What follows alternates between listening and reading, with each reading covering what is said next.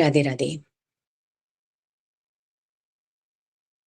गोपिका जीवन स्मरणं गोविंद गोविंद। सद्गुरुनाथ महाराज की जय। हरे राम राम राम हरे हरे, हरे कृष्ण कृष्ण कृष्ण हरे हरे, हरे राम राम राम हरे हरे, हरे कृष्ण कृष्ण कृष्ण हरे हरे, हरे राम राम राम हरे हरे, हरे कृष्ण कृष्ण कृष्ण हरे हरे। गोपिका जीवन स्मरणं गोविंद गोविंद। सद्गुरुनाथ महाराज की जय। शुक्लांबरधरं विष्णुं शशिवर्णं चतुर्भुजं प्रसन्नवदनं ध्यायेत् सर्वविघ्नोपशान्तये।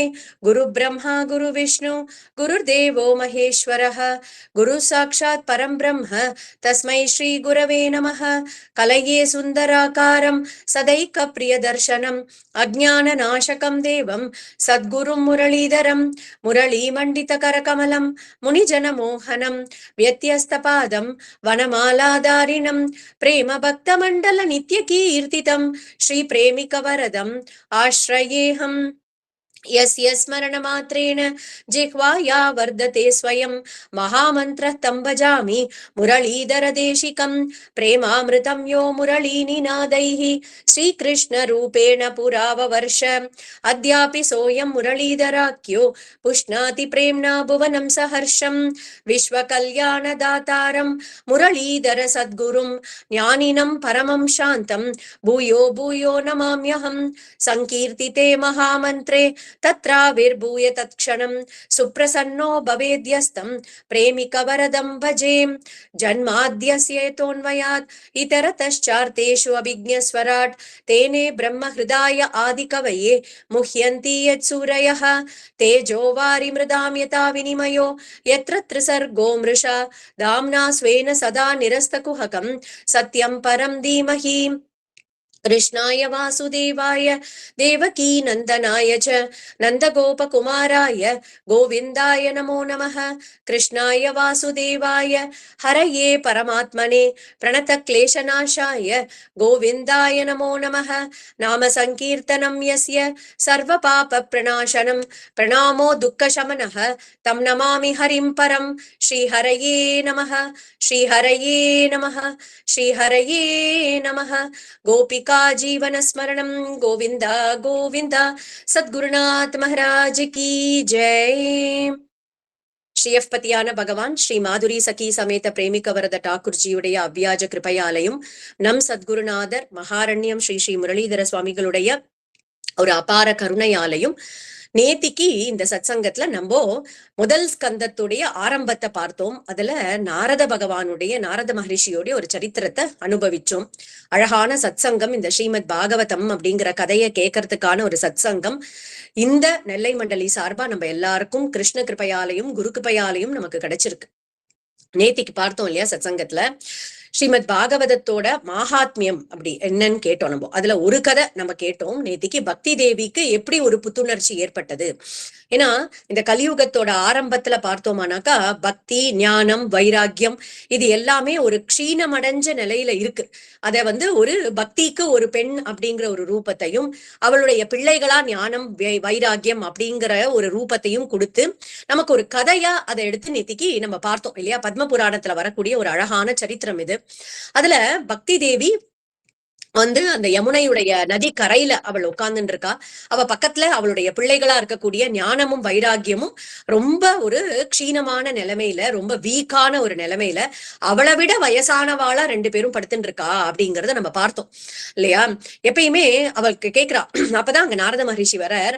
அங்க நாரத மகரிஷியை பார்த்து பக்தி தேவி கேக்குறா, லோக நியதிப்படி அம்மா வயசானவளா இருப்பா, குழந்தைகள் ரொம்ப யங்கா தானே இருப்பா, வயசு கம்மியா இருப்பாளே, இந்த இடத்துல பார்த்தா நான் இளமையா இருக்கேன், ஆனா இந்த குழந்தைகள் என்னுடைய குழந்தைகள் ஞானமும் வைராக்கியமும் இப்படி ஒரு முதுமையான நிலையை அடைஞ்சு இப்படி ஒரு ரொம்ப அப்படியே துர்பலமா இருக்கக்கூடிய பலமே இல்லாம இருக்கக்கூடிய ஒரு ஸ்திதியில இருக்கார்களே, இதுக்கு என்ன காரணம் அப்படின்னு சொல்லும் போது காரணத்தை எடுத்து அழகா சொன்னார் நாரத மகரிஷி இல்லையா.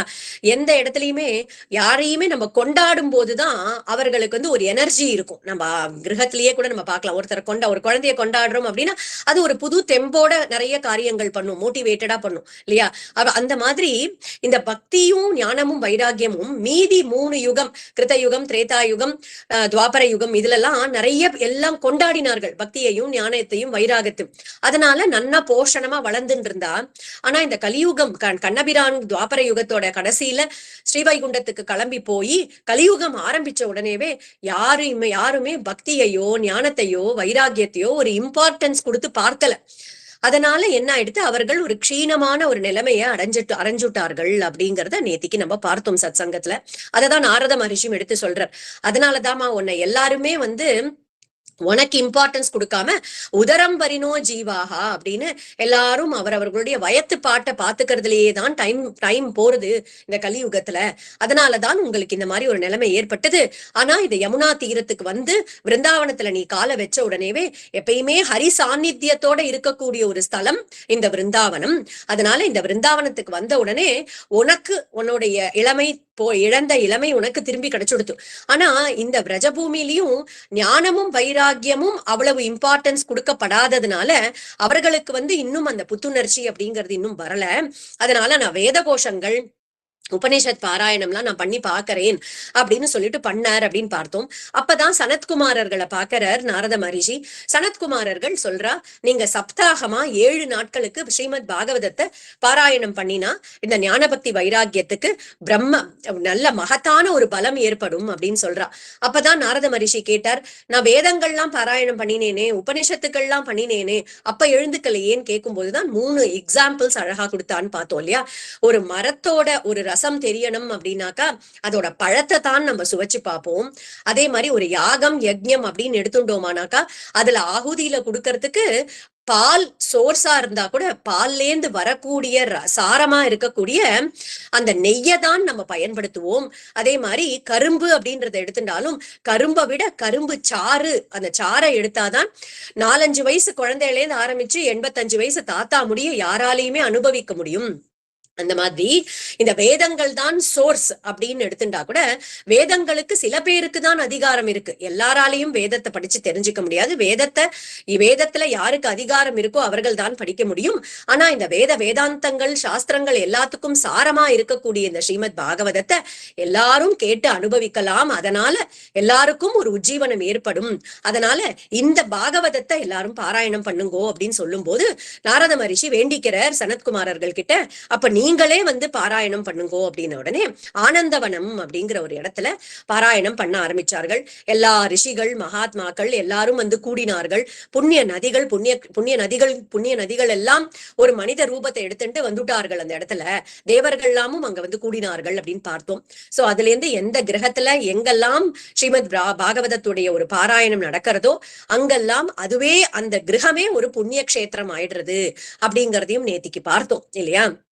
அப்போ சனத்குமாரர் அங்க வந்திருக்கக்கூடிய பக்தி தேவிய பார்த்து சொல்றார், யாரெல்லாம் ஸ்ரீமத் பாகவதத்துடைய ஸ்லோகங்களை காதால கேட்கிறாளோ, யாரெல்லாம் பாராயணம் பண்றார்களோ அவர்களுடைய ஹிருதயத்துல நீ போய் நித்தியவாசம் பண்ணு அப்படின்னு அப்பவே அனுகிரகம் பண்ணியிருக்கார் சனத்குமாரர்கள். ரிஷி வாக்கியம் பொய்யவே ஆகாது இல்லையா. அதனால எங்கெல்லாம் ஸ்ரீமத் பாகவதத்துடைய பாராயணம் நடக்கிறதோ அங்கெல்லாம் பக்தி தேவி தன்னுடைய பிள்ளைகளா இருக்கக்கூடிய ஞான வைராகியத்தோட இருந்து நித்தியவாசம் பண்றாள் அப்படிங்கிறதுல துளியும் சந்தேகம் இல்லை அப்படிங்கறத நேத்திக்கு பார்த்தோம். அதே மாதிரி நாரத சரித்திரமும் நம்ம பார்த்தோம் இல்லையா, அனுபவிச்சோம் நேத்திக்கு. நாரதர் தன்னுடைய சரித்திரத்தை சொல்லி வேதவியாச மகரிஷிக்கு அவரை தூண்டுறார் ஸ்ரீமத் பாகவதத்தை ரச்சனம் பண்றதுக்கு. அப்போ நாரத மகரிஷி சொல்றாராம், நீங்களே பகவானுடைய ஒரு அம்சாவதாரம் தான். வேதவியாசரை பார்த்து சொல்றார், நீங்கள் பகவானுடைய அம்சமாகவே அவதாரம் பண்ணியிருக்கிறீர்கள். நீங்கள் கிருஷ்ண கதையை ரச்சனம் பண்றதுக்காகத்தான் உங்களுடைய அவதாரமே. அதனால இந்த ஸ்ரீமத் பாகவதத்தை ரச்சனம் பண்ணுங்கோ அப்படின்னு அவருக்கு பிரேரணை கொடுத்த உடனே வேதவியாச மகரிஷியும் ஸ்ரீமத் பாகவதத்தை ரச்சனம் பண்ணினார் அப்படின்னு பார்த்தோம். சர்வ சாஸ்திரங்களுக்கும் சாரமா இருக்கு இந்த ஸ்ரீமத் பாகவதம். இப்போ நம்ம முதல் 12 ஸ்கந்தங்கள் இருக்கு அப்படின்னு பார்த்தோம் இல்லையா, 18,000 ஸ்லோகங்கள் இருக்கு அப்படின்னு பார்த்தோம் நேத்திக்கு. இதுல மகாபாரதம் அப்படின்ற பெரிய இதிகாசத்தை எடுத்துட்டோம் அப்படின்னா இந்த மகாபாரதத்துடைய சாரம் இந்த முதல் ஸ்கந்தம் பாக்குறோம் இல்லையா, முதல் கேண்டோ 1ன்னு சொல்றோம், முதல் ஸ்கந்தத்திலேயே பாரதத்துடைய ஒரு சாரம் இருக்கு. அதே மாதிரி பகவத்கீதை அப்படின்னு பார்த்தோம்னா அந்த பகவத்கீதை 700 ஸ்லோகத்துடைய சாரமும் உத்தவ கீதைன்னு சொல்லக்கூடிய பாகத்துல 11வது ஸ்கந்தத்துல பகவத்கீதையுடைய சாரத்தை பகவான் மறுபடியும் உத்தவருக்கு எடுத்து உபதேசம் பண்றார். பகவத்கீதையுடைய சாரமும் இந்த பாகவதத்துல இருக்கு. விஷ்ணு புராணம்னு எடுத்துட்டோம்னா 7, 8, 9 ஸ்கந்தங்கள்ல விஷ்ணு புராணத்துடைய எசன்ஸ், விஷ்ணு புராணத்துடைய ஒரு சாரத்தை நம்ம பார்க்க முடியும். அதே மாதிரி ராமாயணத்துடைய சாரம் அப்படின்னா அது 9வது ஸ்கந்தத்துல இருக்கு. அதே மாதிரி சிவபுராணத்துடைய ஒரு சாரம்னா 4வது ஸ்கந்தத்துல இருக்கு. உபனிஷத்துக்கள் அப்படின்னு எடுத்துட்டோம்னா ஸ்ருதி கீதை அப்படின்னு ஒரு பாகம் இருக்கு. 10வது ஸ்கந்தத்துல ஸ்ருதி கீதைன்னு இருக்கு. அந்த ஸ்ருதி கீதையே உபனிஷத்தோட ஒரு சாரமா இருக்கு. அந்த மாதிரி எல்லா சாஸ்திரங்களுடைய சாரமாகவும் இந்த ஸ்ரீமத் பாகவதம் இருக்கு. அதனாலதான் அதுக்கு அப்படி ஒரு ஏற்றம், அப்படி ஒரு வசந்த ஸ்தானம் கொடுத்திருக்கா நம்மளுடைய சனாதன தர்மத்துல. நேத்திக்கு பார்த்தோம் பரீட்சித் அப்படிங்கிறவர் யாருன்னு பார்த்தோம். ஏன்னா இந்த ஸ்ரீமத் பாகவதம் பார்த்தோம்னாலே சூத உவாச்சன் வரும். உவாச்சனா சொல்றார் அப்படின்னு அர்த்தம். சூதர் சொல்றார், சௌனக்கர் சொல்றார், சுக மகரிஷி உவாச்ச, சுக உவாச்ச அப்படின்னு வரும், ராஜ உவாச்சன் வரும். அந்த இடத்துல எங்கெல்லாம் ராஜ உவாச்சன் வருதோ பரீட்சித் மகாராஜாவை தான் ராஜ உவாச்ச. ஏன்னா ராஜா அங்க கேட்டுக்கிறார், சுக மகரிஷி கிட்ட உட்கார்ந்து இந்த 18,000 ஸ்லோகங்களையும் கேட்டுக்கிறார். அவர் கேட்கறச்சே அதை கேட்டு இருந்த ரிஷிகள் மூலமா தான் நமக்கு இன்னைக்கு வரைக்கும் இந்த ஸ்ரீமத் பாகவதம் அப்படிங்கிறது நம்ம கைகள்ல கிடைச்சிருக்கு. அதனால பரீட்சித் மகாராஜாவுடைய சரித்திரத்தை நம்ம அவசியம் தெரிஞ்சுக்கணும். பரீட்சித் மகாராஜா அபிமன்யுடைய ஒரு புத்திரன் அப்படின்னு பார்த்தோம். அர்ஜுனன் நமக்கு எல்லாருக்கும் தெரியும், பஞ்ச பாண்டவர்கள்ல ஒருத்தர். அவருடைய புள்ள அபிமன்யு. அந்த அபிமன்யுடைய மனைவிதான் உத்தர. இந்த அபிமன்யு இந்த குருக்ஷேத்திர போர்ல அவர் காலகத்தி அடைஞ்சு விடுறார், அது தெரியும் நமக்கு. சோ அவர் காலமாயிடுறார். அவருடைய மனைவி உத்தர, அந்த உத்தரையுடைய கர்ப்பத்துல அபிமன்யுடைய ஒரு குழந்தை வளர்ந்துட்டு இருக்கு. அப்பதான் அஸ்வத்தாமா இந்த குழந்தைய, கர்ப்பத்துல இருக்கக்கூடிய குழந்தையையும் அழிக்கணும் அப்படிங்கிறதுக்காக பிரம்மாஸ்திரத்தை பிரயோகம் பண்ணினான் அப்படின்னு பார்த்தோம். அதுல இருந்துதான் பகவான் தானே அந்த உத்தரையுடைய ஒரு கர்ப்பத்துல புகுந்து ஒரு கட்ட விரல் அளவுக்கு தன்னை சுருக்கிண்டு அவளுடைய கர்ப்பத்துல போய் அந்த குழந்தைய காப்பாத்தி கொடுத்தார். விஷ்ணுவால காப்பாத்தப்பட்ட குழந்தை அப்படிங்கிறதுனால அந்த குழந்தைக்கு விஷ்ணுராதன் ஒரு பேரு. இந்த குழந்தை கர்ப்பஸ்ரீமான், ஏன்னா கர்ப்பத்துல இருக்கும் போதே பகவானுடைய தரிசனம் இந்த குழந்தைக்கு கிடைச்சுடுத்து. அப்போ வெளியில வந்த உடனே இந்த குழந்தை தேடி தேடி பார்த்துதான், நம்ம கர்ப்பத்துல இருக்கும் போது ஒருத்தரை பார்த்தோமே நம்மள காப்பாத்தினாலே அஸ்திரங்கள்ல இருந்து, அவர் இங்க இருக்காரா அப்படின்னு பரீட்சை பண்ணி பார்த்துதாம் அந்த குழந்தை ஒருத்தரையும் அங்க நிக்கிறவா ஒருத்தரையும். அதனால அந்த குழந்தைக்கு பரீட்சித் அப்படிங்கிற ஒரு பெயரும் ஏற்பட்டது. இதெல்லாம் பரீட்சித்துடைய ஜனனம் அப்படிங்கிறது இந்த முதல் ஸ்கந்தம்னு சொல்றோம் இல்லையா, அந்த முதல் ஸ்கந்தத்துல இருக்கு. அந்த முதல் ஸ்கந்தத்துல பரீட்சித்தை ரட்சணம் பண்ணி கொடுத்த அந்த உத்தர காலில் விழுந்து நமஸ்காரம் பண்றாளாம். உடனே குந்தி தேவி பஞ்ச பாண்டவர்களுடைய அம்மா இல்லையா, அவளும் நமஸ்காரம் பண்ணி ஒரு அழகான ஸ்துதி பண்றா பகவான் கண்ணனுக்கு. அதெல்லாம் கேட்டுக்கிறார். அந்த குந்திக்கு ஒரு அனுகிரகத்தை பண்றாரு பகவான். அதுக்கப்புறம் அம்பு படுக்கையில இன்னும் பீஷ்மாச்சாரியார் அந்த குருக்ஷேத்திரத்துல படுத்துட்டு இருக்கார். அப்போ அவர் காலகத்தி அடைய முன்னாடி எல்லா விதமான தர்மங்களையும் அவர்கிட்டேந்து கேட்டுக்கணும் அப்படிங்கிறதுக்காக கண்ணன் என்ன பண்றார், தர்மபுத்திரனையும் மீதி இருக்கக்கூடிய பாண்டவர்கள் எல்லாரையும் கூட்டிண்டு அந்த போர்க்களத்துக்கு அந்த குருக்ஷேத்திரத்துக்கு போறார். பீஷ்மாச்சாரியாரும் எல்லா தர்மங்களையும் எடுத்து உபதேசம் பண்ணிட்டு கடைசியா விஷ்ணு சஹஸ்ரநாமம் அப்படிங்கிறதையும் உபதேசம் பண்ணினார் தர்மபுத்திரருக்கு. அப்புறமா ஒரு அழகான ஸ்துதி பண்றார், அதுதான் பீஷ்ம ஸ்துதி. சோ குந்தி ஸ்துதி, பீஷ்ம ஸ்துதி அப்படின்ற சொல்லக்கூடிய 2 முக்கியமான ஸ்துதிகள் இந்த முதல் ஸ்கந்தத்துல இருக்கு. சோ அங்க பீஷ்மாச்சாரியார் பீஷ்ம ஸ்துதியை பண்ணிட்டு கண்ணனுடைய சரணத்தை போய் அடைஞ்சு விடுறார். கண்ணனும் பார்த்தார், ரொம்ப நாள் நம்ம ஹஸ்தினாபுரத்துல இருந்தாச்சு, நம்ம வந்த வேலையும் முடிஞ்சாச்சு, அதனால திரும்பி துவாரகைக்கு போலான்னு சொல்லிட்டு அவர் துவாரகைக்கு கிளம்பி போய் அங்க தான் பண்ண வேண்டிய காரியங்கள் எல்லாம் முடிச்சுண்டு சரி கிளம்பலாம், இப்போ ஸ்ரீவைகுண்டத்துக்கு திரும்பி போறதுக்கான சமயம் வந்துடுத்து அப்படின்னு சொல்லிட்டு கிளம்புற ஸ்ரீவைகுண்டத்துக்கு. அந்த க்ஷணமே கலியுகம் அப்படிங்கிறது ஆரம்பிச்சு விடுறது. அப்பதான் பாக்குறார், பஞ்ச பாண்டவர்கள் கேள்விப்படுறா, 5 5 பாண்டவர்களும் கண்ணன் தன்னடி ஜோதிக்கு எழுந்தருளியாச்சு அப்படின்றத கேட்டுட்டு கண்ணன் இல்லாத உலகத்துல நம்ம இருக்க வேண்டாம் அப்படின்னு சொல்லிட்டு அந்த ராஜ்ய பாரம் இருக்கு இல்லையா, ஹஸ்தினாபுரத்துடைய ராஜ்யத்தை பரீட்சித் மகாராஜா பரீட்சித் கிட்ட ஒப்படைச்சுட்டு இந்த பஞ்ச பாண்டவர்கள் திரௌபதியையும் கூட்டிண்டு கிளம்பிறார்கள். அவர்களும் ஸ்வர்க்கத்தை போய் அடைஞ்சு விடுறார்கள், பஞ்ச பாண்டவர்களும் திரௌபதியும். இது எல்லாமே முதல் ஸ்கந்தத்துல வருது. அப்போ பரீட்சித் மகாராஜா ஹஸ்தினாபுரத்தை ஆட்சி பண்ணிட்டு இருக்கார். ஆனா ரொம்ப தார்மீகமான ராஜா. ஏன்னா அவருடைய அப்பா தாத்தா எல்லாரும் எப்பேற்பட்டவர்கள் இல்லையா, தர்மபுத்திரர் அவருடைய தாத்தா பெரிய தாத்தா இல்லையா. சோ அந்த மாதிரி ஒரு குலத்துல வந்திருக்கிறதுனால இவரும் பெரிய தர்மவான். அப்படி ஒரு தர்மத்துலதான் அவர் வந்து ஆட்சி பண்ணிட்டு இருக்கார்.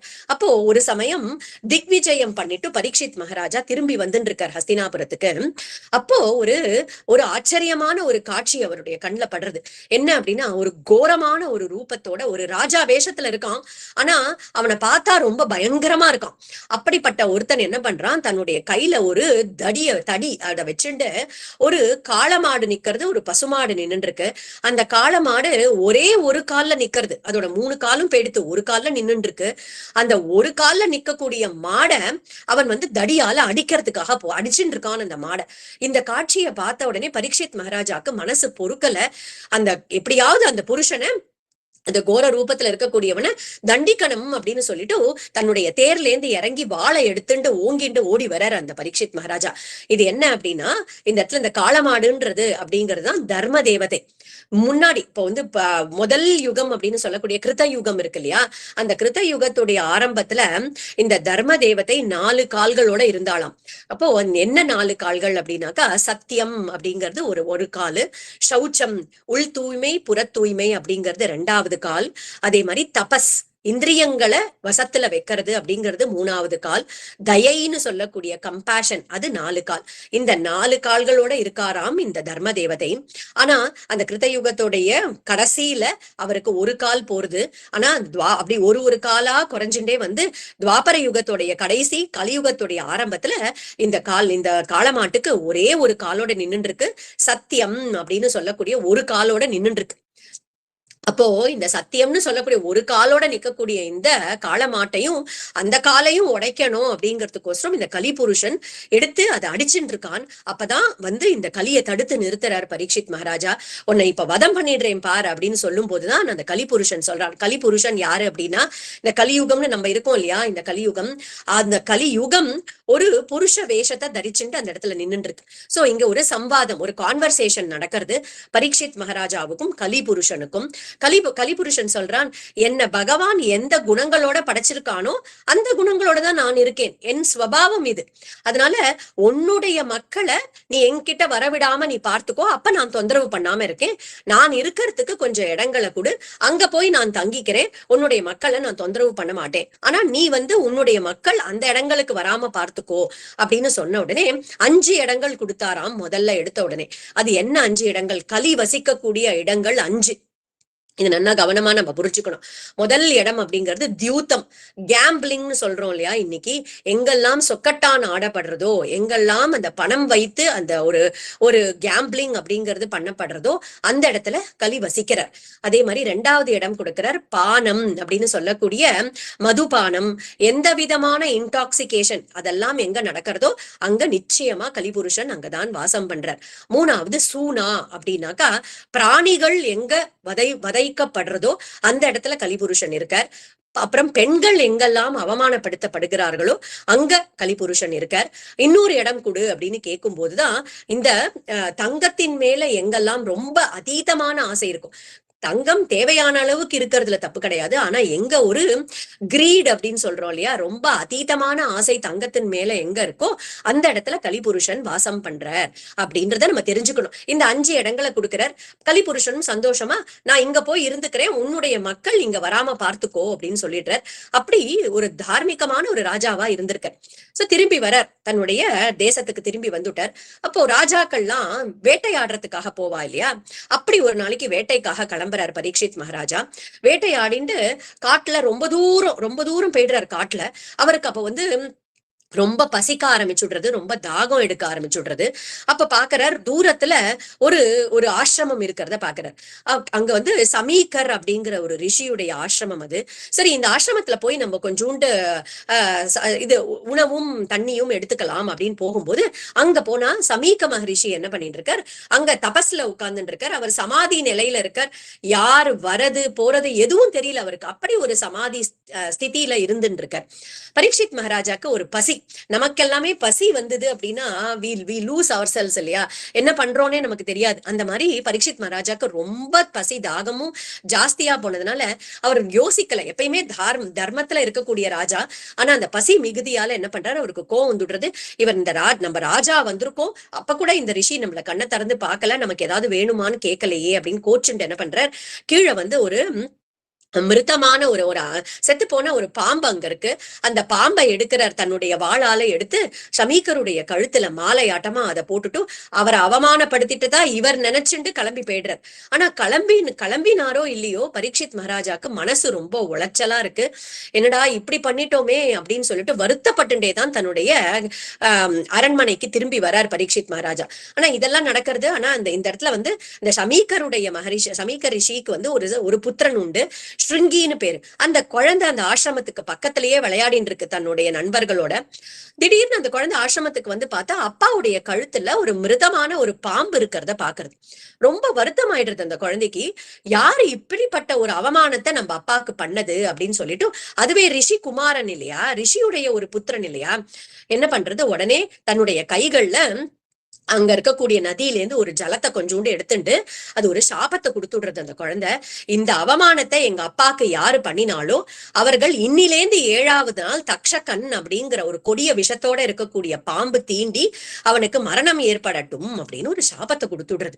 அந்த சாபம் கொடுத்த அப்புறம் தான் சமீகருக்கு சமாதி கலையறது. நிமிந்து பாக்குறார். அவருக்கு என்ன நடந்திருக்குன்னு தெரிஞ்சு போயிடுறது. ஒரு பெரிய அனர்த்தம் நடந்திருக்கு அப்படின்னு ரொம்ப வருத்தப்படுறார். இப்படி பண்ணிட்டியேப்பா, பிள்ளைய கோச்சுக்கிற, இப்படி பண்ணிட்டியே நீனு, எப்பேற்பட்ட ஒரு ராஜா, அவராலதான் தர்மம் இன்னைக்கு நிலைச்சு நிக்கிறது, பிரஜைகளை அப்படி பாத்துக்க கூடிய ஒரு ராஜா அவருக்கு போய் நீ இந்த மாதிரி ஒரு சாபத்தை கொடுத்துட்டியேப்பா. ஆனா ரிஷிகுமாரர்களுடைய சாபம் அப்படிங்கிறத திருப்பி வாங்கிக்க முடியாது, திருப்பி எடுத்துக்க முடியாது, அது கண்டிப்பா பலிச்சே தீரும் இல்லையா. அதனால என்ன பண்றார், தன்னுடைய சிஷ்யர்கள்ல ஒருத்தரை கூப்பிட்டு நீ போய் இந்த விஷயத்தையாவது ராஜா கிட்ட சொல்லிடு அப்படின்னு சொல்லிட்டு அனுப்புறார். அந்த சிஷ்யனும் ஓடி வந்து அரண்மனையில இருக்கக்கூடிய பரீட்சித் மகாராஜா கிட்ட எல்லாத்தையும் சொல்றார். அப்பதான் பரீட்சித் மகாராஜாக்கு வருத்தம் அடையணும், பயப்படணும், அழணும், ஏதாவது பண்ணணும் இல்லையா. சந்தோஷப்பட்டாராம் பரீட்சித் மகாராஜா. ஏன் அப்படின்னாக்கா, எனக்கு நானே தண்டனை கொடுத்துக்கணும்னு நினைச்சேன், இப்படி ஒரு அபச்சாரத்தை நான் இந்த ரிஷிக்கு பண்ணிட்டேன், எனக்கு நானே ஒரு தண்டனையை கொடுத்துக்கணும்னு நினைக்கும் போது இப்படிப்பட்ட ஒரு சாபத்தின் மூலமா எனக்கு ஒரு தண்டனை இந்த ஜென்மாலேயே எனக்கு கிடைச்சுடுத்து அப்படின்னு சந்தோஷப்பட்டாராம் பரீட்சித் மகாராஜா. உடனே தன்னுடைய பிள்ளையா இருக்கக்கூடிய ஜனமேஜயனுக்கு அந்த ராஜ்ய பாரத்தை அப்படியே ஒப்படைச்சுட்டு அந்த க்ஷணமே எல்லாத்தையும் துறந்தார். கங்கை நதியுடைய ஒரு கரைக்கு வந்து இங்கேயே நாம் பிராயோபவேஷம் இருப்போம் அப்படின்னு சொல்லிட்டு அந்த இடத்துல உட்கார்ந்துட்டார். அப்போ நிறைய மகாத்மாக்கள் ரிஷிகள் எல்லாரும் வந்து பரீட்சித் மகாராஜாவுடைய பக்கத்துல உட்கார்ந்துக்கிறா. தத்ரா பவத் பகவான் வியாசபுத்ரோ எதிர்ச்சயா காமட மானோனபேக்ஷஹ அலக்ஷ்ய லிங்கோ நிஜலாபதுஷ்டோ விருதஷ்ச பாலைரவதூத வேஷஹ.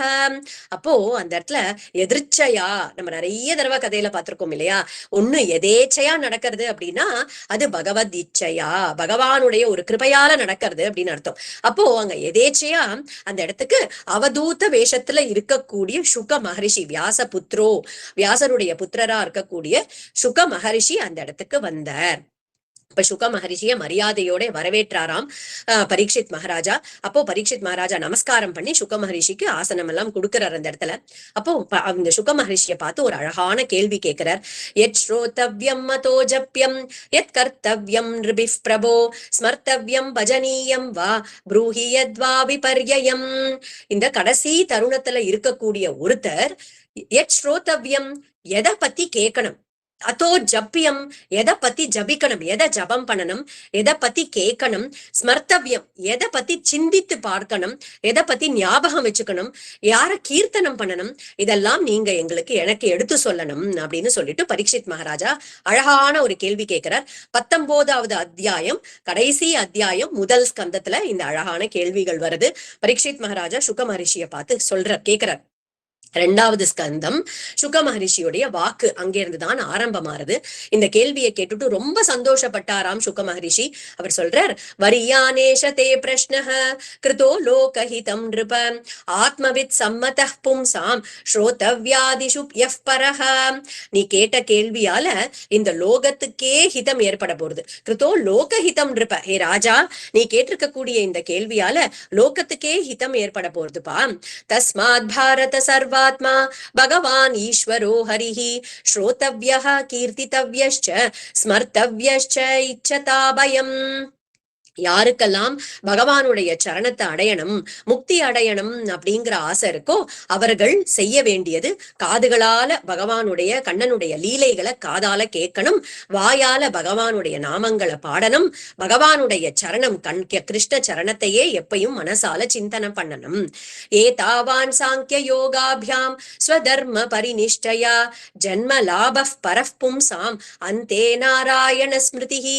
ஜன்ம லாப பரஃ பும்சாம், எந்த ஒருத்தர் மனித பிறவி எடுத்திருக்காரோ அந்த மனித பிறவியுடைய பயன் என்ன, பர்பஸ் என்ன அப்படின்னாக்கா அந்தே நாராயண ஸ்மிருதிஹி. கடைசி காலத்துல அவர்களுக்கு அந்த கடைசி தருணத்துல நாராயணனுடைய ஒரு ஞாபகம், ஒரு ஸ்மிருதி ஏற்படுறதே அதுதான் அந்த ஒரு மனித பிறவி எடுத்ததற்கான ஒரு பிரயோஜனம். ஆனா கடைசி தருணத்துல திடீர்னு பகவானுடைய ஞாபகம் வந்துடுமா என்ன? அப்படிலாம் வந்துடாது இல்லையா? வாழ்க்கை முழுக்க தர்மத்தின் படி நடந்து பக்தியோட இருந்து பகவானுடைய சரணங்களுக்கு கைங்கரியம் பண்ணிட்டு வாழ்க்கையை நடத்தி இருந்தால்தான் அந்த அந்தே நாராயண ஸ்மிருதி அப்படிங்கிற கடைசி தருணத்துல பகவானுடைய ஒரு சரணங்கள்ல ஈடுபாடு, அதோடைய ஸ்மரணம் அப்படிங்கிறது நமக்கு ஏற்படும். வாழ்க்கை முழுக்க ஸ்வதர்மத்தை கடைபிடிக்கிறதாகட்டும், பல விதமான கர்மாக்களை பண்றதாகட்டும், அதுக்கான பிரயோஜனம் என்ன? கிம் பிரயோஜனம்? கடமையை பண்றோம், தர்மத்துல நிக்கிறோம், அதுக்கெல்லாம் என்ன பிரயோஜனம் அப்படின்னா அந்தே நாராயண ஸ்மிருதிஹி. இந்த கடைசி தருணத்துல பகவானுடைய ஒரு ஸ்மரணத்தோட இந்த தேக யாத்திரைய முடிச்சுட்டு கிளம்புறதுதான் பிரயோஜனம். ஏ தன் நிர்வித்யமானானாம் இச்சதாம் அகுதோ பயம் யோகினாம் நிருபநிர்ணீதம் ஹரேர் நாமானு கீர்த்தனம். இதுல என்ன ரொம்ப அழகான ஒரு ஸ்லோகத்துல சொல்றார், ஒருத்தருக்கு எனக்கு வேற எதுவும் வேண்டாம், இந்த லோகத்துல இருக்கக்கூடிய சுகங்கள் தான் எனக்கு வேண்டும் அப்படின்னு ஒருத்தர் ஆசைப்படலாம். இல்ல எனக்கு ஸ்வர்காதி லோகங்கள்ல இருக்கக்கூடிய சுகம் வேணும் அப்படின்னு ஒருத்தர் ஆசைப்படலாம். இன்னொருத்தர் பெரிய யோகியா இருந்துட்டு எனக்கு எந்த சுகமும் வேண்டாம், எதுவுமே வேண்டாம், எனக்கு பகவானுடைய சரணங்களே வேணும், முக்தி தான் வேண்டும் அப்படின்ற ஒரு யோகியா இருக்கலாம். யாராக இருந்தாலும் சரி அவரவர்களுடைய விருப்பம் நிறைவேறணும் அப்படின்னாக்கா என்ன பண்ணணும் அப்படின்னா ஹரேர் நாமானு கீர்த்தனம், ஹரிநாம சங்கீர்த்தனம் ஒன்றுதான் அவர்கள் எந்த ஆசைகளா இருந்தாலும் அதை அடையறதுக்கான வழி, பாதை, அது அடைய வேண்டியது எல்லாமே ஹரிநாம சங்கீர்த்தனம் தான் அப்படின்னு அழகா இந்த இடத்துல சுக மகரிஷி எடுத்து சொல்றார். இப்ப பரீட்சித் கேட்கிறார், எனக்கு 7 நாள் தான் இருக்கு, இந்த மாதிரி ஒரு சாபம் கிடைச்சுடுதோ, 7 நாள் தானே இருக்கு, என்னால பகவானுடைய சரணத்தை அடைய முடியுமா அப்படின்னு போது ரொம்ப அழகான ஒரு ஸ்லோகத்துல சொல்றார். கட்வாங்கோ நாம ராஜரிஷிஹி ஞாத்வே யத்தாமிஹாயுஷஹ முகூர்த்தாத் சர்வமுத்ஸ்ருஜ்ய கதவான் அபயம் ஹரிம். கட்வாங்கன் அப்படின்னு ஒரு ராஜா இருந்தார். சுக மகரிஷி சொல்றார் பரீட்சித்துக்கு, கட்வாங்கன்னு ஒரு ராஜா இருந்தார்ப்பா. அவர் இக்ஷ்வாக்கு வம்சத்துல வந்த ஒரு ராஜா. அவர் தேவாசுர யுத்தம், எப்பயுமே தேவர்களுக்கும் அசுரர்களுக்கும் யுத்தம் நடக்கும் இல்லையா, அப்போ தேவர்கள் பக்கம் நின்னு போரிடுவர். எப்பயுமே தேவர்கள் இவருடைய சகாயத்தை எடுத்துப்பா. அப்போ ஒரு தடவை தேவாசுர யுத்தம் முடிஞ்ச பிறகு இந்த இந்திரன் இருக்கான் இல்லையா, அவன் இந்த கட்வாங்கனை பார்த்து உனக்கு என்ன வரம் வேணுமோ கேளு அப்படின்னு சொல்லும் போது கட்வாங்கன் பார்த்துட்டு எனக்கு இன்னும் ஆயுள் எவ்வளவு காலம் இருக்கு அப்படிங்கிறத சொல்லுங்கோ அப்படின்னு உடனே இந்திரன் சொன்னாராம், இதை போய் கேட்டுட்டியேப்பா, உனக்கு இன்னும் ஒரே ஒரு முகூர்த்தம் தான் பாக்கி இருக்கு உன்னுடைய ஆயுசு அப்படின்னு சொன்ன உடனே வருத்தப்படலையாம் கட்வாங்கன். அந்த க்ஷணமே எல்லாத்தையும் துறந்தாராம். அங்கேயே உட்கார்ந்துட்டு பகவானுடைய சரணங்களை தியானம் பண்ணிட்டு அந்த முகூர்த்த காலத்திலேயே பகவானை போய் அடைஞ்சுட்டார். அவர் முகூர்த்த காலத்துல அடைஞ்சார். உனக்கு 7 நாட்கள் இருக்கு, நீ கவலையே படாத, பகவானுடைய லீலைகளை கேட்டு அனுபவிச்சுட்டே நீ பகவானுடைய சரணங்களை அடையலாம் அப்படின்னு தெம்பு கொடுத்தாராம் சுக மகரிஷி பரீட்சித் மகாராஜாக்கு. அப்புறம் பரீட்சித் கேட்கிறார், 2வது ஸ்கந்தத்துல எனக்கு சிருஷ்டிய பத்தி எடுத்து சொல்லுங்கோ அப்படின்னு கேட்கிறார்.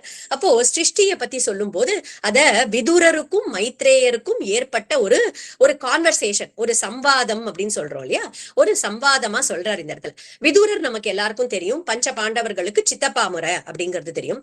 மைத்ரேயரும் ஒரு பெரிய ரிஷி. அப்போ விதுரர் என்ன பண்றார், இந்த குருக்ஷேத்திர போர் கௌரவர்களுக்கும் பாண்டவர்களுக்கும் நடக்க போறது அப்படின்னு தீர்மானமான உடனே அவருக்கு அந்த போர்ல கலந்துக்கிறதுக்கு விருப்பம் இல்லை. அதனால அங்க ஹஸ்தினாபுரத்துல இருந்து கிளம்பி எல்லா க்ஷேத்திரங்களுக்கும் கோவில் கோவிலா அவர் போக ஆரம்பிச்சுட்டார் விதுரர். அப்போ ஃபைனலி என்ன பண்றார், அவர் வந்து பிரபாச க்ஷேத்திரம் அப்படிங்கிற ஒரு க்ஷேத்திரத்துக்கு வந்து சேரறார் அந்த இடத்துல விதுரர். அப்பதான் கேள்விப்படுறார், இந்த குருக்ஷேத்திர போரால எத்தனை பேர் உயிர் இழந்திருக்கிறார்கள், எவ்வளவு பெரிய நஷ்டம் ஏற்பட்டுடுத்து அப்படின்னு கேட்ட உடனே விதுரருக்கு ரொம்ப மனசு வருத்தப்படுறது. அங்க சரஸ்வதி நதி தீரத்திலேயே இறந்தவர்களுக்காக பண்ண வேண்டிய பித்ரு கர்மாக்கள் எல்லாத்தையும் அந்த இடத்துல பண்ற விதுரர். பண்ணதுக்கு அப்புறமா நிறைய கோவில்களுக்கு எல்லாம் போறார். அந்த கோவில்கள் எல்லாம் பாக்குறாராம். அந்யானி சேஹத்விஜ தேவ தேவைஹி கிருதானி நானாயதனானி விஷ்ணோஹோ பிரத்யங்க முக்கியாங்கித மந்திராணி யத் தர்ஷனாத் கிருஷ்ணம் அனுஸ்மரந்தி யத் தர்ஷனாத் கிருஷ்ணம் அனுஸ்மரந்தி.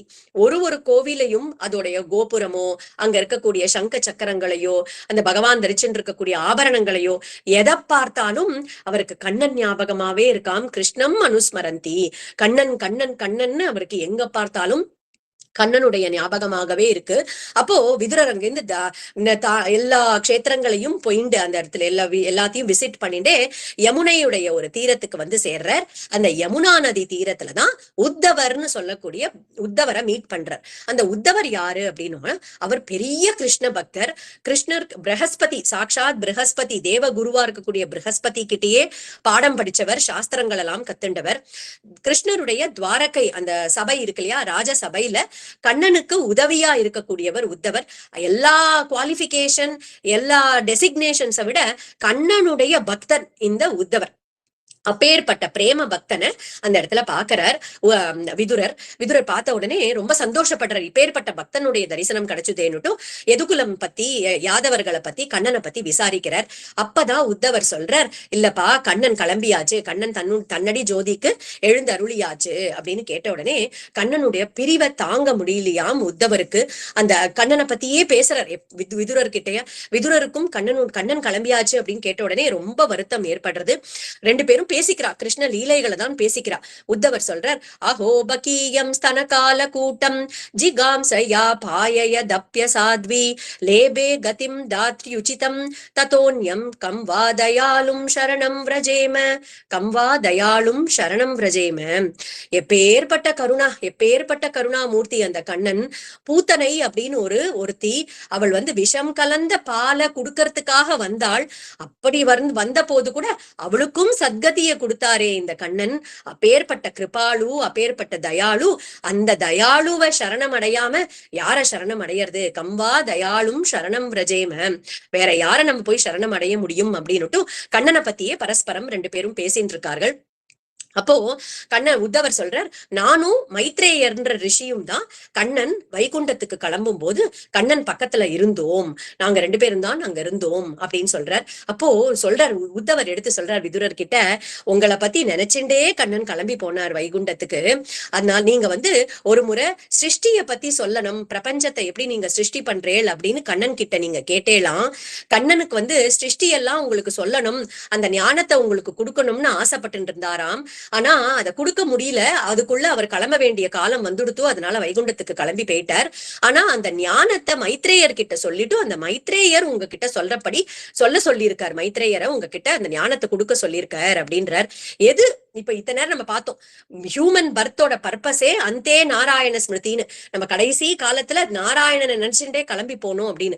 இந்த இடத்துல நாராயணனா இருக்கக்கூடிய பகவான் கண்ணன் விதுரரை நினைச்சுட்டே கிளம்பி போறாராம். அப்படின்னா அந்த விதுரருடைய பக்தி எப்பேற்பட்ட வசந்த பக்தியா இருந்திருக்கணும் இல்லையா? அப்போ உங்களை வந்து உடனே மைத்ரேயரை போய் பார்க்க சொல்லியிருக்காரு அப்படின்னு உத்தவர் வந்து சொல்ற.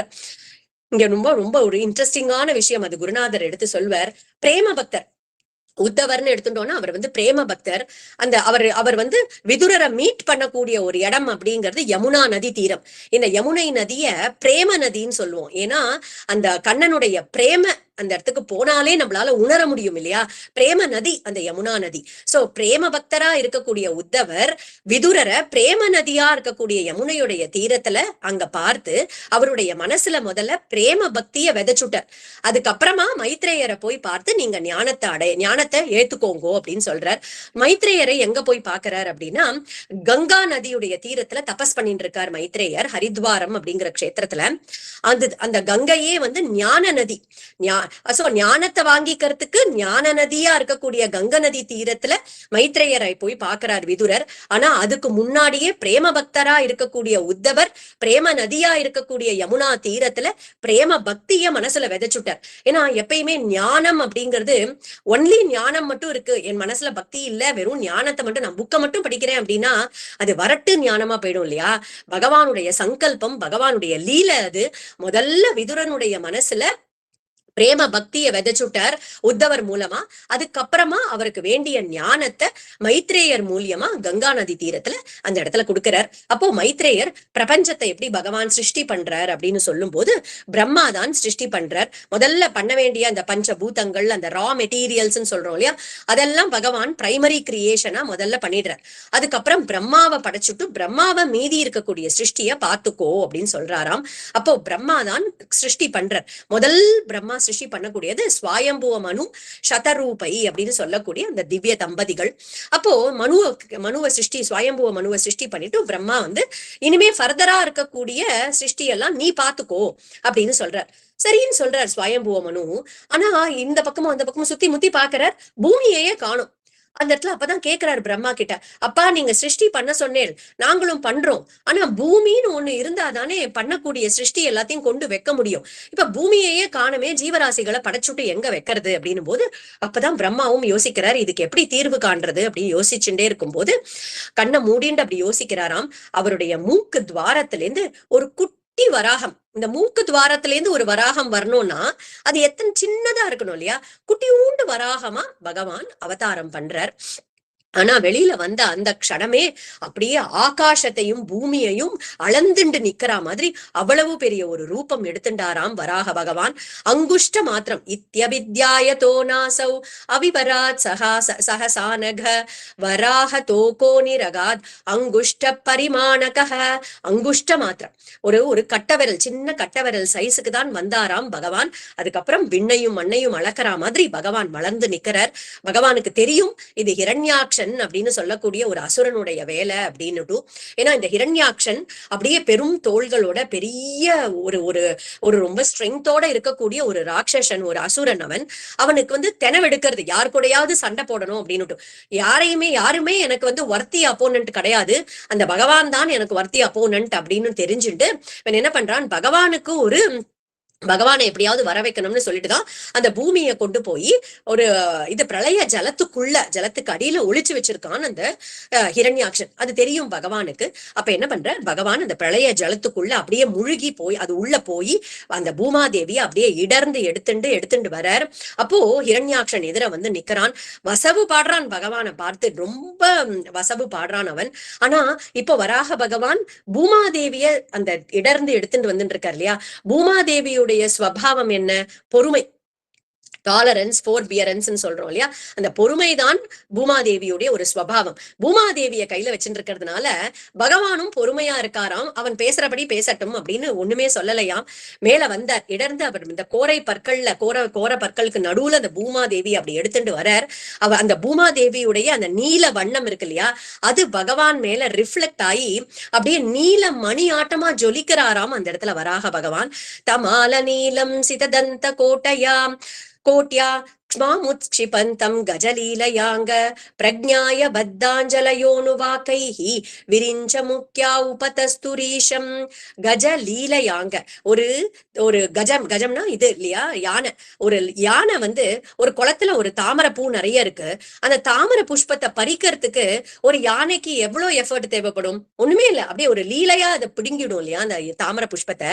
அப்படி மலைகளாலையும் நதிகளாலையும் பெரிய பெரிய தீபங்களாலையும் சூழ்ந்திருக்கக்கூடிய அந்த பூமிய அப்படி ஒரு யானை எப்படி ஒரு தாமரை புஷ்பத்தை தூக்கின்னு வருமோ அப்படி லீலையா இடர்ந்து அந்த கோரை பற்கள்ல வச்சுண்டு அழகா அப்படி வராக பெருமான் ஸ்ரீமுஷ்ணம்னு சொல்றோம் இல்லையா, அந்த அந்த இடத்துல தரிசனம் கொடுத்துட்டு இருக்கக்கூடிய பெருமான் அப்படி ஒரு திவ்யமான ஒரு ரூபத்துல அப்படி எழுந்து வந்தாராம். அதை பார்த்துட்டும், அந்த அழகை பார்த்துட்டும் தேவர்கள் பிரம்மாதி ரிஷிகள் எல்லாருமே கீழே வந்து அவருக்காக ஒரு அழகான ஸ்துதி பண்றாளாம். ஜிதம் ஜிதம் தே அஜித யஜ்ஞ பாவன த்ரயீம் தனும் ஸ்வாம் பரிதுன்வதே நமஹ யத்ரோம கர்த்தேஷு நிலில்யுரத்வராஹ தஸ்மை நமः காரண சூகராயதே. அழகா சொல்றார்கள் இந்த இடத்துல, த்ரயீம் தனும் ஸ்வாம் பரிதுன்வதே நமக, அவருடைய தத் ரோமகர்த்தேஷு, அப்படி அந்த பகவான் இப்படி எழுந்து வரார் இல்லையா, அந்த வராக பகவான் இப்படி வந்து இப்படி சிலிர்த்துண்டாராம் தன்னுடைய மேனி. அப்படி சிலிர்க்கும் போது அவருடைய மயிர்கால்கள்ல இருக்கக்கூடிய அந்த ஜலம், அந்த துளிகள் வந்து தெளிச்சுதாம், 3 லோகத்திலையும் போய் தெளிச்சுதாம், 3 லோகத்துல இருக்கக்கூடியவர்களையும் பாவனமாக்கித்தாம் அந்த அவருடைய மயிர்கால்கள்ல இருந்து சிலிர்த்திண்டு போன அந்த ஜலம். அது அப்பேற்பட்ட பகவானுக்கு ஜிதம் ஜிதம் தே, உங்களுக்கு சகல வெற்றிகளும் உண்டாகட்டும் அப்படின்னு ரொம்ப அழகான ஒரு ஸ்துதி. இது 3வது ஸ்கந்தத்துல வராக பகவானுக்காக தேவர்கள் பண்ணக்கூடிய, ரிஷிகள் பண்ணக்கூடிய ஒரு அழகான ஸ்துதி. அப்படி ஸ்துதி பாடி வராக பகவான கொண்டாடுறா. பகவானும் பூமாதேவிய பத்திரமா எடுத்துட்டு போய் அவளுக்குரிய ஒரு ஸ்தானத்துல அவளை வச்சுட்டு திரும்பி வர, ஹிரண்யாட்சனோட சண்டை போடுறதுக்காக திரும்பி வந்து ஹிரண்யாட்சனுக்கும் பகவானுக்கும் ஒரு கோரமான ஒரு யுத்தம் நடக்கிறது. ஃபைனலி பகவான் ஹிரண்யாட்சனை வதம் பண்ணினார் அப்படின்னு இந்த கதையெல்லாம் விதுரருக்கு மைத்ரேயர் எடுத்து சொல்றார்.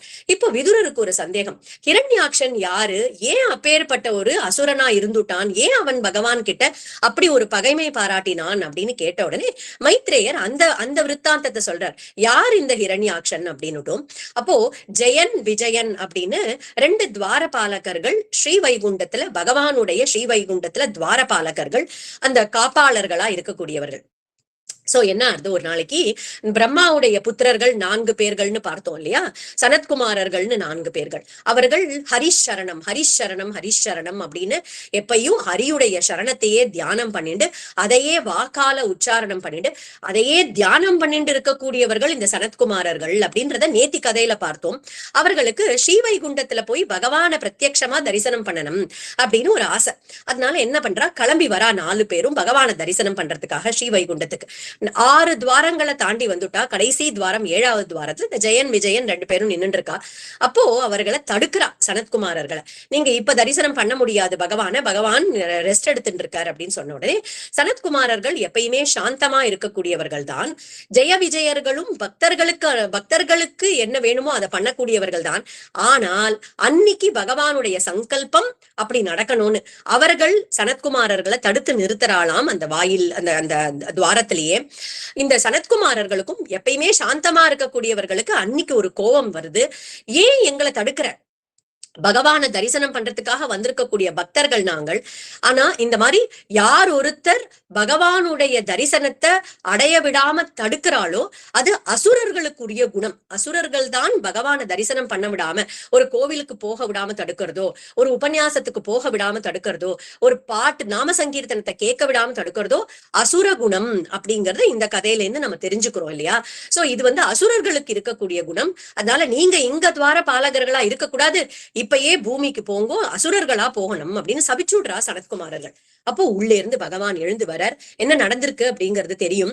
ஜெய விஜயாலும் தங்களுடைய தப்ப உணர்ந்துட்டு மன்னிப்பு கேட்கிறா சனத்குமாரர்கள் கிட்ட. ஆனா அகேன் ரிஷிகளுடைய சாப்பம் இல்லையா, அதனால இது பலிக்காம போகாது. அதனால பகவான் அங்க வந்துட்டு ஒரு அனுகிரகத்தை பண்றார் சனகாதி அந்த ஜெய விஜயாளுக்கு.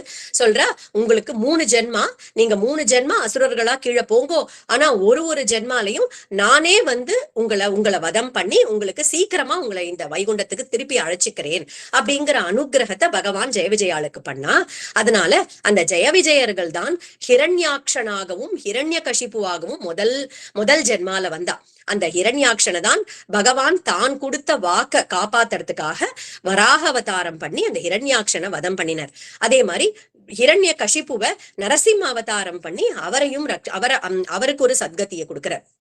2வது ஜென்மால ராவண கும்பகர்ணனா வரும்போது ஸ்ரீ ராமச்சந்திர பிரபுவால் அவருடைய கைகளால வதம் பண்ணப்பட்டு அவர்களுக்கு சத்கதி கிடைக்கிறது. 3வது மூணாவது ஜென்மாவா, ஏன்னா 3 ஜென்மாக்கள் அசுரர்களா வருவான்னு இருக்கு இல்லையா, 3வது ஜென்மால தந்தவக்திரனாகவும் சிசுபாலனாகவும் வரும்போது அதுவும் கண்ணனுடைய கைகளால அவர்களுக்கு ஒரு சத்கதி கிடைச்சது அப்படிங்கிற அந்த விற்த்தாந்தத்தை எடுத்து விதுரருக்கு மைத்ரேயர் எடுத்து சொல்றார். மேல சிருஷ்டியை கண்டினியூ பண்ணி சொல்றார். இந்த ஸ்வயம்புவ மனு சதரூபைன்னு பார்த்தோம் இல்லையா, அந்த ஸ்வயம்புவ மனு சதரூபைக்கு அந்த தம்பதிகளுக்கு 2 புத்திரர்கள், பிரியவிரதன் உத்தானபாதன் அப்படின்னு 2 பிள்ளைகள், 3 பொண்கள், ஆஹூதி பிரசூதி தேவஹூதி அப்படின்னு 3 பொண்கள் பிறக்கிறா. அதுல அந்த தேவஹூத்தின்னு இருக்கா இல்லையா, அந்த பெண்ணை கர்தம பிரஜாபதி அப்படிங்கிற ஒரு கர்தம பிரஜாபதிக்கு கல்யாணம் பண்ணி கொடுக்கிறார். அந்த கர்தம பிரஜாபதி பல 16,000 வருஷங்கள் அவர் தபஸ் பண்ணியிருக்கார்.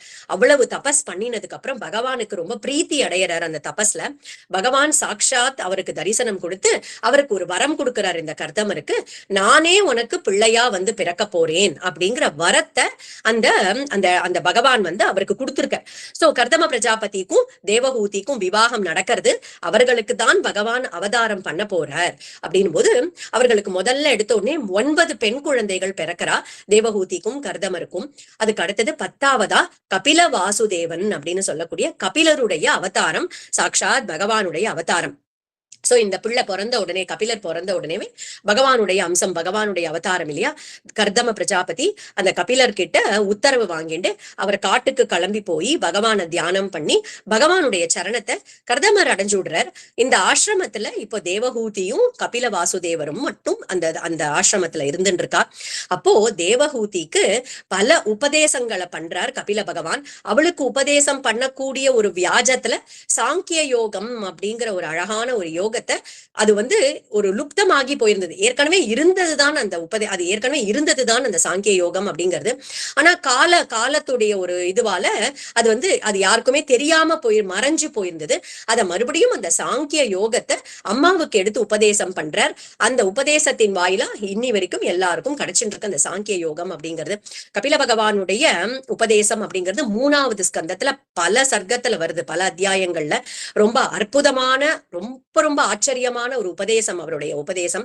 என்ன சொல்றார் அந்த இடத்துல அம்மாவுக்கு அப்படின்னாக்கா, பக்தியுடைய லட்சணம் என்ன, எப்படி பக்தி பண்ணணும், ஒரு பக்தனா இருக்கக்கூடியவன் என்ன பண்ணினா கண்ணனுடைய பிரீத்தியை அடைய முடியும், இதெல்லாத்தையும் எடுத்து அம்மாவுக்கு உபதேசம் பண்றார். அம்மாவுக்கு உபதேசம் பண்ணக்கூடிய வியாஜத்துல இந்த ஸ்லோகம்லாம் நமக்கு கிடைச்சிருக்கு. சோ நம்ம இந்த ஸ்லோகத்தெல்லாம் படிச்சு இதை புரிஞ்சுட்டோம் அப்படின்னா எப்படி பக்தி பண்ணணும், எப்படி கிருஷ்ண பிரீத்தியை அடையணும் அப்படின்றத நம்மளும் தெரிஞ்சுக்க முடியும். அல்ல ஒரு ஸ்லோகத்துல அழகா சொல்றார், பிரசங்கமஜரம் பாஷம் ஆத்மனஹ கவயோ விதுஹு ச ஏவ சாதுஷு கிருதோ மோக்ஷத் மோக்ஷத்வாரம் அபாவிருத்தம். என்ன சொல்றாரு அப்படின்னா, சாதுக்கள் எப்பயுமே வந்து நம்ம லோக விஷயங்களை பத்தியே பேசின்னு இருக்கக்கூடிய ஒரு 4 பேரோட நம்ம சேர்ந்துட்டே இருக்கோம்னு வச்சுக்கோங்களேன். அப்போ நமக்கும் அந்த லோக விஷயங்கள் மேலதான் ஒரு ஆசை ஏற்படும், அது மேலதான் ஒரு பந்தம் ஏற்படும். ஆனா அதே எடுத்துட்டு கொண்டு போய் நம்ம பகவானுடைய சரணத்துல, சாதுக்களுடைய ஒரு சரணத்துல வச்சுட்டோம் அப்படின்னாக்கா, சாது சங்கத்துல இருந்துட்டோம் அப்படின்னாக்கா மோக்ஷத்வாரம் அபாவிருத்தம், அதுவே மோட்சத்துக்கு துவாரம் ஆயிடுறது, மோட்சத்தை நம்மளுக்கு பெற்று தரது. எது அப்படின்னா சாதுக்களுடைய ஒரு சங்கம் அப்படிங்கறது அழகா சொல்றார். அப்போ சாதுக்கள்னா யார் அந்த சாதுக்கள்னு தெரிஞ்சுக்கணும். ஏன்னா இன்றைய காலகட்டத்துல ரொம்ப முக்கியமா இருக்கு இல்லையா, சாதுக்கள் யாரு அப்படிங்கறது நம்ம அடையாளம் தெரிஞ்சுக்கணும். சத்தியமான சாதுக்கள் யாரு அப்படின்னு அதுக்கும் அழகா சொல்றார். திதிக்ஷவஹ காருணிகாஹ சுஹ்ருதஹ சர்வதேஹினாம் அஜாத சத்ரவஹ சாந்தாஹ சாதவஹ சாது பூஷணாஹ. திதிக்ஷவஹ, அந்த சாதுக்கள் எப்படி இருப்பா அப்படின்னா பொறுமையே வடிவானவர்களா இருப்பாள் அந்த சாதுக்கள். அதே மாதிரி காருணிக்காக எல்லா ஜீவராசிகள் கிட்டையும் கருணையோட இருப்பார்கள். சுகிருதக, எல்லா ஜீவராசிகளுக்கும் நல்லதை மட்டுமே நினைப்பார்கள். அஜாத சத்ரவக, எல்லா எதிரிகளையும் ஜெயிச்சவாளா இருப்பா. அப்படின்னா சாதுக்கள்லாம் எடுத்துட்டு சண்டை போடுறதுக்கு போவா அப்படின்னா இல்ல. என்ன சத்ருக்களை ஜெயிச்சிருப்பார்கள் அப்படின்னா, ஒருத்தருடைய மனசுல இருக்கக்கூடிய அழுக்குதான் 6 மலங்கள் இருக்கு இல்லையா. என்ன அப்படின்னா காமம், குரோதம், லோபம், மோகம், மதம், மாத்சரியம் அப்படின்னு சொல்லக்கூடிய 6 சத்ருக்கள் ஒருத்தருடைய ஹிருதயத்திலையும் இருக்கு. அதையெல்லாம் ஜெயிச்சவர்களா இருப்பார்கள் இந்த சாதுக்கள்.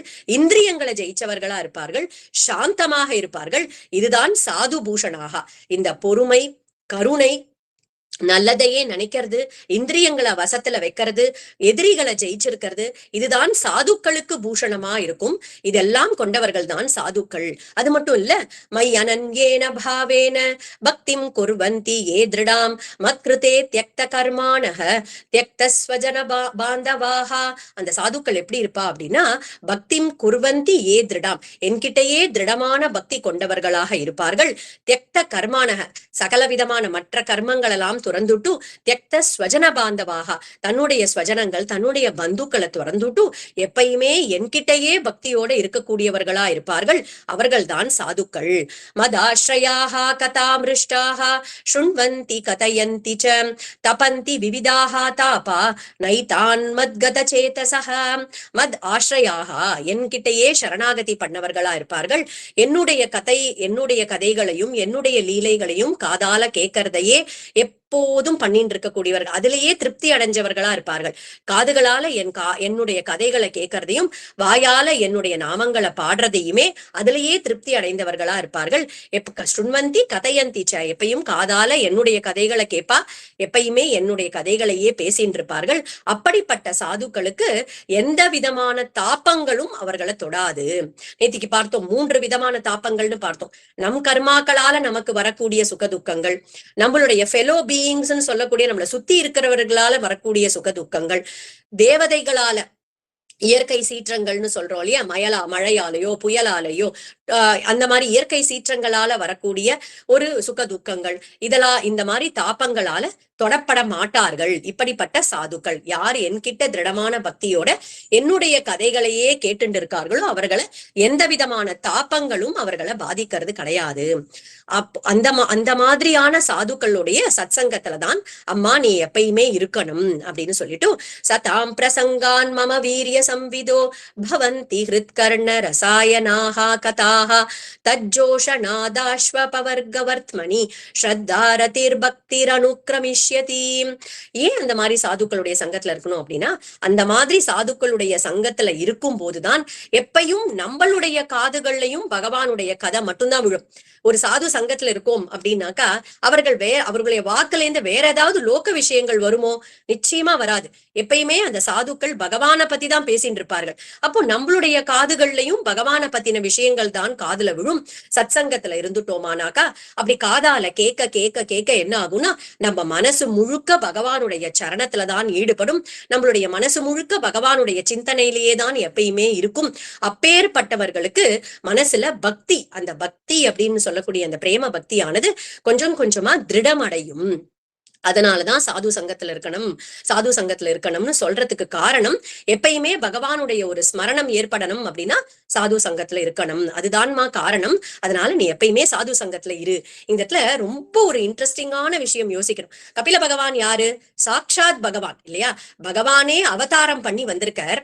எதிர்க்க உட்கார்ந்துட்டு இருக்கிறது அம்மா, தன்னுடைய சொந்த அம்மா உட்காந்துருக்கா. அப்போ பகவான் நினைச்சிருந்தாருன்னா ஒரு க்ஷணத்துல இந்த அம்மா முக்தி அப்படின்னு உனக்கு கொடுத்துருக்கலாம் இல்லையா?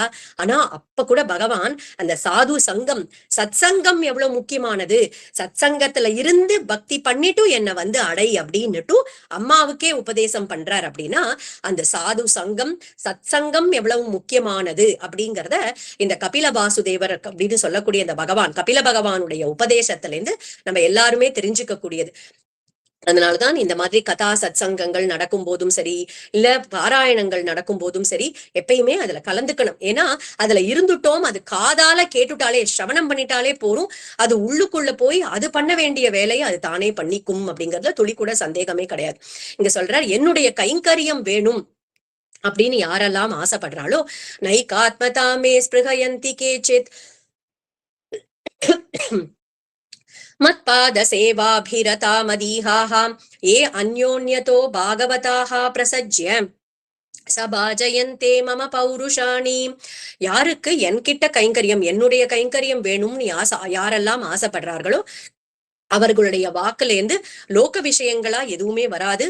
அவர்களுடைய வாக்கு எப்பயுமே பகவான் நாமத்தையும் பகவானுடைய குணங்களையுமே பாடின்னு இருக்கும். சோ சம்மரைஸ் பண்ணி எப்படி சொல்லலாம், ஒரு சம்மரியா இப்ப கபிலோபதேசம் நமக்கு இந்த சத்சங்கத்திலேயே நம்ம டேக் அவே நமக்கு வேணும் அப்படின்னாக்கா, சதா சர்வ காலமும் நம்மளுடைய காதுகளை பகவானுடைய கதைகளை கேட்கறதுக்கே, பகவானுடைய நாமங்களை கேட்கறதுக்கே இந்த காதுகளை கொடுக்கணும். நம்மளுடைய வாக்கானது சதா சர்வ காலமும் பகவானுடைய நாமங்களையே பாடணும். எப்பயும் நம்மளுடைய கண்களானது பகவானுடைய ஒரு ரூபத்தையே அதை பார்க்கணும். நம்மளுடைய மனசானது எப்பயுமே பகவானுடைய திருவடிகளையே சிந்தனம் பண்ணணும். எப்பயுமே நம்மளுடைய நாக்கானது பகவானுடைய பிரசாதத்தையே சுவைக்கணும். இந்த மாதிரி இந்திரியங்கள் அத்தனையும் நம்ம பகவானுடைய சரணத்திலேயே வைக்கணும், பகவானுடைய விஷயத்திலேயே ஈடுபடுத்தணும். அப்படிங்கிறதுதான் கபில பகவானுடைய ஒரு அந்த உபதேசத்துடைய ஒரு சாரம், ஒரு சம்மரி அப்படின்னு சொல்லணும்னா இதுதான் பகவானுடைய சாரம். ஸ்ரவணம் அப்படிங்கிறது தான் முதல் படிக்கட்டு இல்லையா? நவவித பக்தி பிரகலாதன் உபதேசம் பண்ணக்கூடிய நவவித பக்தியில கூட சொல்லும் போது ஸ்ரவணம், கீர்த்தனம், விஷ்ணோஹோ ஸ்மரணம், பாதசேவனம் அப்படின்னு ஆரம்பிக்கிறது இல்லையா? 9 விதமான பக்திகள்ல ஸ்ரவண பக்தி தான் முதல்ல. ஏன்னா காதால நம்ம கதை கேட்க கேட்க கேட்கதான் அந்த பகவான் எப்பேற்பட்டவன், அந்த பகவான் எப்படிப்பட்ட காருண்ய மூர்த்தி, அந்த பகவான் எப்படி கிருப பண்றதுக்காக நமக்காக காத்துட்டு இருக்கான் அப்படிங்கிற விஷயம் கேட்க கேட்கதான் நம்மளுடைய மனசுலயும் ஒரு நம்பிக்கை கிடைக்கும், அந்த பகவான் கிட்ட பக்தி பண்ணணும் அப்படின்னு. அதனால ஸ்ரவணம் தான் முதல் ஸ்டெப் அந்த பக்தியில. குரு கிருப்பையாலையும் ராதாகிருஷ்ணனுடைய கிருப்பையாலையும் பகவானுடைய கதையை ஸ்ரவணம் பண்றதுக்கான பாக்கியம் நம்ம எல்லாருக்கும் இந்த சத்சங்கத்தின் மூலமா கிடைச்சிருக்கு. அதுக்கு பகவானுக்கும் குருநாதருடைய திருவடிகளுக்கும் கிருதஜ்ஞையை தெரிவிச்சுப்போம். மேலும் மேலும் நிறைய கதாசிரவணம் நமக்கு கிடைக்கணும் அப்படிங்கிறத பிரார்த்தனை பண்ணிக்கலாம். நாளைக்கு துருவ சரித்திரத்தை இந்த சத்சங்கத்துல நம்ம அனுபவிக்கலாம். காயேன வாச்சா மனசேந்திரியைர்வா புத்தியாத்மனா வா பிரகிருதே ஸ்வபாவாத் கரோமி யத்யத் சகலம் பரஸ்மை ஸ்ரீமன்னாராயணாயேதி சமர்ப்பயாமி.